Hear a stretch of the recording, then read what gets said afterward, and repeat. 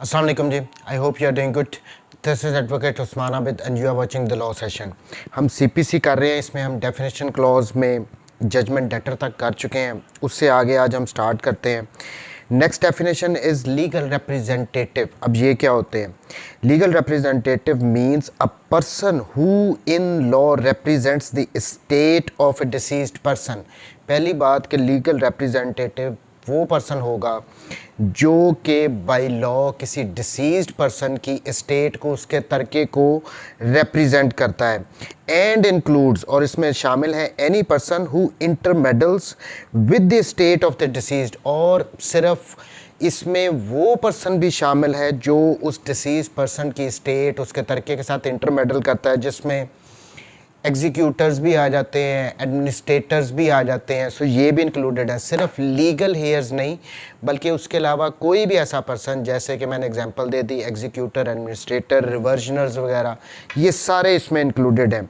And where a party sues or is sued in a representative character, the person on whom the estate devolves on the death of the party so suing or sued. यहाँ पे legal years की बात आ गई है कि ऐसे person जो कि सू कर रहे हैं या उन पे सूट फाइल किया गया इन रिप्रेजेंटेटिव करेक्टर में है वो पर्सन्स, तो उनकी डेथ के बाद जिन पे उनकी स्टेट डिवॉल्व होनी है वो पर्सन भी लीगल रिप्रेजेंटेटिव्स कहलाएंगे. Next definition mesne profit. इसको मीन प्रॉफिट भी कहते हैं, दोनों वर्ड्स ठीक हैं. Mesne profit of property means those profits which the person in wrongful possession of such property actually received. देखें, एक पर्सन है ए, उसने किसी दूसरे की प्रॉपर्टी पे कब्जा कर लिया है. अब कब्जा करने के बाद उस प्रॉपर्टी को उसने रेंट आउट कर दिया. फॉर इंस्टेंस एक घर है, उस पर किसी ने गैर कानूनी कब्जा किया है, फिर उसको रेंट आउट कर दिया और वहाँ से रेंट रिसीव करना शुरू कर दिया. तो ये मेजने प्रॉफिट क्या होंगे कि ऐसा पर्सन जिसने किसी दूसरी के प्रॉपर्टी पे रॉन्गफुल पोजेशन हासिल किया है, फिर उससे वो कुछ गेन कर रहा है, कुछ हासिल कर रहा है. And might with ordinary diligence have received therefrom together with the interest of such profit. तो उसमें वो जो एक्चुअली उस रॉन्गफुल पोजेशन की वजह से जो कुछ उसने गेन किया है, प्लस उसके साथ जो इंटरेस्ट भी उस पर लगेगा, वो भी मेजने प्रॉफिट में शामिल है. Mesne profit of property means those profit which the person in wrongful possession of such property actually received. वो प्रॉफिट जो कि उसने उस प्रॉपर्टी से रिसीव किया है और might in with ordinary diligence have received therefrom, और उसको पता था लेकिन उसने वो रॉन्गफुल पोजेशन किया फिर उससे वो हासिल की है. Together with the interest of such profit, उन प्रॉफिट्स पे जो इंटरेस्ट भी लगेगा वो भी इस मेजने प्रॉफिट में शामिल है. But shall not include profits due to improvements made by person in wrongful possession. लेकिन अगर उस पर्सन ने जो कि रॉन्गफुल पोजेशन में है, उसने उसमें कोई इम्प्रूवमेंट की है और उस इम्प्रूवमेंट की वजह से जो वो प्रॉफिट गेन कर रहा है वो मेजने प्रॉफिट में शामिल नहीं है. फॉर इंस्टेंस जिसने वो घर लिया था उसकी एक मंजिल थी, उसने ऊपर उसके सेकंड फ्लोर भी कंस्ट्रक्ट करवाया है, अब फिर उसका ऑब्वियसली उसका जो रेंट है वो ज़्यादा हो जाएगा. तो यहाँ पे जो इम्प्रूवमेंट उसने की है उसकी वजह से जो वो प्रॉफिट ले रहा है वो इंक्लूडेड नहीं होगा मेजने प्रॉफिट में, मीन प्रॉफिट में. Next definition is order. Order means the formal expression of any decision of a civil court which is not a decree. देखिए, ये भी सिविल कोर्ट के किसी भी डिसीजन का फॉर्मल एक्सप्रेशन होता है, इसको ऑर्डर कहते हैं, लेकिन ये डिक्री नहीं होता. देखिए, डिक्री क्या होती है? डिक्री हमेशा किसी भी सूट में जब कोई इशू डिसाइड होता है, प्रिलिमिनरी भी हो सकती है, फाइनल भी हो सकती है, तब डिक्री शीट इशू की जाती है आफ्टर जजमेंट. पहले जजमेंट आई, उसके बाद डिक्री आती है. यहाँ पे कह रहे हैं ये ऑर्डर जो है ये उस कोर्ट के डिसीजन का फॉर्मल एक्सप्रेशन है, रिटन फॉर्म में होगा, लेकिन ये ये डिक्री नहीं होगा. अब जो डिक्री इशू की जाती है, देखें, जो सब्सटेंटिव राइट्स होते हैं, मैं ज़्यादा कम्प्लेक्स नहीं करना चाह रहा हूँ बात को, ये डेफिनेशंस हैं. जो सब्सटेंटिव राइट होते हैं, फॉर इंस्टेंस किसी ने सूट फाइल किया है कि ये घर मेरा है, मेरी ओनरशिप है, मुझे कब्ज़ा दिलवाया जाए. अब ये उसके सब्सटेंटिव राइट हैं, उसको लीगली दिए गए हैं, ये उसको मिलेंगे जब वो सूट डिसाइड होगा. उसके बाद डिक्री आएगी, उसमें डिटरमिन किए जाएंगे ये राइट्स. कुछ राइट होते हैं जो प्रोसीजरल राइट्स होते हैं। फॉर इंस्टेंस किसी ने एप्लीकेशन फाइल की कि मुझे टेम्परेरी इंजंक्शन ग्रांट किया जाए, या किसी ने ऑर्डर 110 की एप्लीकेशन फाइल कर दी कि मुझे पार्टी बनाया जाए। ये वो राइट्स हैं। अब इनको डिसाइड करने से, इन राइट्स को, इन प्रोसीजरल राइट्स को डिसाइड करने से सूट तो ख़त्म नहीं हो जाएगा, सूट तो चलेगा। सो ये ऑर्डर्स यहाँ पे जहाँ पे कोर्ट प्रोसीजरल राइट्स को डिसाइड करेगी वहाँ पे कोर्ट ऑर्डर देती है। जब कोर्ट सूट को डिसाइड करेगी तो वहाँ पे डिक्री आती है। ये इनमें मेन डिफरेंस है। कोई भी ऑर्डर्स किसी किस्म की एप्लीकेशंस फाइल की गई हैं, उनको डिसाइड करेगी कोर्ट का ऑर्डर आएगा, वहाँ पे डिक्री शीट नहीं कोर्ट प्रिपेयर करती। प्लस इसमें अब ये देखें कि एक दिन कोर्ट ने, जिस दिन भी केस फिक्स होना है हेयरिंग के लिए, उस पे कोर्ट ने कुछ ना कुछ ऑर्डर पास करके जाना है। फॉर इंस्टेंस आज लॉयर्स ने स्ट्राइक की हुई है, आज एविडेंस नहीं आई, फलानी डेट पे एविडेंस को अब लेके आओ। सो ये जो दरमियान वाले ऑर्डर कर रहे हैं, ये ऑर्डर्स हैं, इनमें जो ये डिक्रीज नहीं है। ये कोर्ट का जो उस दिन का डिसीजन है कोर्ट वो बता रही है। So orders are different from the decree. Decree suit जब फाइनली डिसाइड होता है उसके बाद आती है। ऑर्डर्स जो हैं वो during the pendency of the suit भी दिए जाते हैं, मुख्तलिफ एप्लीकेशंस पे दिए जाते हैं, हर डेट पे दिए जाते हैं। सो ये होते हैं order. Next definition is pleader. Pleader means any person entitled to appear and plead for another in court. Plead and includes an advocate, a वकील and attorney of a high court. देखें इसमें जो भी पर्सन किसी दूसरे person के behalf में court में अपीयर होता है, उसको रिप्रेजेंट करता है, उसको प्लीडर कहते हैं। इसमें एडवोकेट्स भी हो सकते हैं, वकील, अटॉर्नीज, ये सारे इसमें इंक्लूडेड हैं।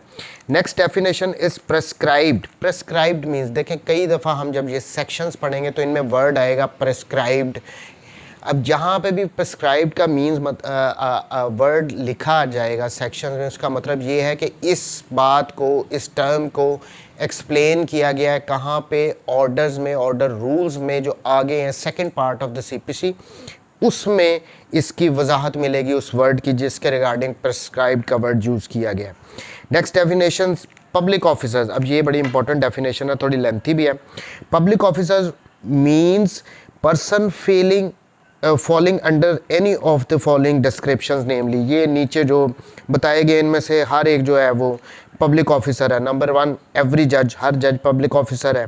Number 2 every person in service of Pakistan, जो कोई भी पर्सन पाकिस्तान की मुलाजमत में है वो पब्लिक ऑफिसर है। सी एवरी कमीशन और gazette officer in the military, naval और air forces of Pakistan while in the service of the state, जो मिलिट्री ऑफिसर्स होते हैं, नेवल के, एयर फोर्स के, वो सारे भी पब्लिक ऑफिसर्स हैं। D every officer of the court of justice whose duty it is as such officer to investigate or report on any matter of law or fact or to make, authenticate or keep any document। कोई भी ऐसे person जो कि officers of court होते हैं जिनकी duties होती हैं इन्वेस्टिगेट करना, कोई रिपोर्ट प्रिपेयर करना, किसी डॉक्यूमेंट को हिफाजत से रखना, और टू टेक चार्ज और डिस्पोज ऑफ एनी प्रॉपर्टी, किसी प्रॉपर्टी का चार्ज लेना, उसको डिस्पोज ऑफ करना, और to execute any judicial process. Judicial process जो भी पर्सनस पूरे करते हैं वो भी पब्लिक ऑफिसर हैं। और टू एडमिनिस्टर एनी ओथ जो एडमिनिस्टर करवाते हैं, और टू इंटरप्रेट जो और जो इंटरप्रिटेशन करते हैं, और टू प्रिजर्व ऑर्डर्स जो हैं वो प्रिजर्व करते हैं in the court, and every person specially authorised by court of justice to perform any such duties. ये जितने भी एक्ट्स यहाँ पे बताए गए हैं, जो पर्सन ये कोर्ट के लिए करते हैं वो सारे पब्लिक ऑफिसर्स होते हैं।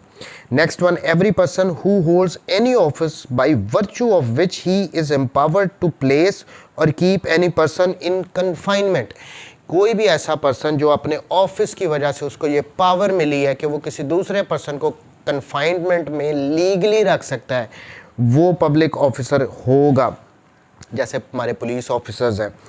Next one every officer of the government whose duty it is as such officer to prevent offences, ऐसे ऑफिसर्स जिनका काम है कि वो ऑफेंसेस को रोकें, to give information of offences की इंफॉर्मेशन दें, to bring offenders to justice, जो गुनाहगार हैं, ऑफेंडर्स हैं, उनको उनको कानून के सामने लेके आना, उनको सज़ाएं दिलवाना, और to protect the public health, safety और कन्वीनियंस। पब्लिक हेल्थ से रिलेटेड भी जो डॉक्टर्स वगैरह हो गए हैं सरकारी, ये सारे पब्लिक ऑफिसर्स होते हैं जी। Every officer whose duty it is as such officer to take, receive, keep और expend any property on behalf of the government. ऐसा पर्सन जो कि गवर्नमेंट के बिहाफ पे सरकारी किसी प्रॉपर्टी को रिसीव करे, उसको एक्सपैंड करे, और टू मेक एनी सर्वे, कोई सर्वेस करे, असेसमेंट्स करे, और contract on behalf of the government, या गवर्नमेंट के बिहाफ पे सर्विस वगैरह करे, और to execute any revenue process. जो रेवेन्यू के ऑफिसर्स होते हैं,